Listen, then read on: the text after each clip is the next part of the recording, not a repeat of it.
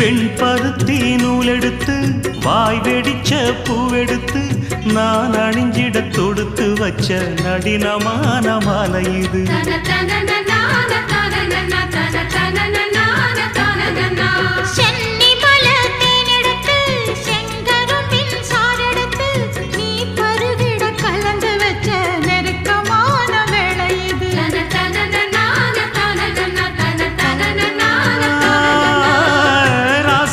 உடம்பிருக்கும் ரவிக்க துணி நானாக அன்னாடம் சூடி கொண்ட ஆசை வச்சாகாதா.